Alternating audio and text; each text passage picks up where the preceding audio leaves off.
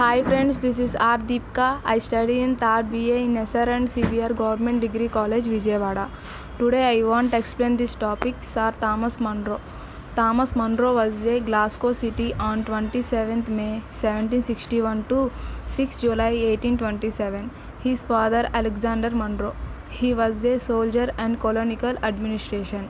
He served the East India Company, army officer and statesman.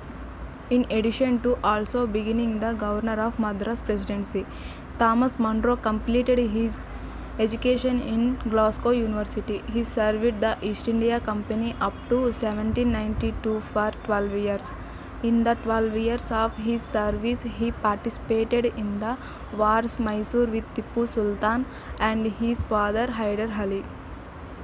Services of Munro: Baramahal Collector, Collector of ceded districts, Munro's Governor of Madras, Raituvari system. Baramahal Collector. The East India Company in 1797, Tipu Sultan handed over half of his kingdom to East India Company. Baramahal in Tamil Nadu. The areas of Krishnagiri, Dharmapuri were also included in the Baramahal. Collector of ceded districts. The administration set up in these districts, the company government appointed Thomas Munro as the collector of ceded districts. He took up the change as collector of ceded area in November 1800. At that time, Munro took change. The condition of this ceded area were worst. Munro's Governor of Madras. Munro took change as the Governor of Madras on 8th June 1820. He worked for 7 years as the Governor of Madras. He put all his efforts for the all-round development of Madras Presidency, especially for the development of education.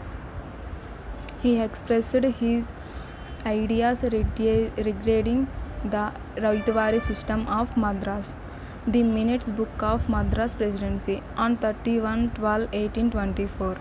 As the Governor of Madras, he tried to reduce the land tax. Raituvari system. Munro was introduced the Raituvari system.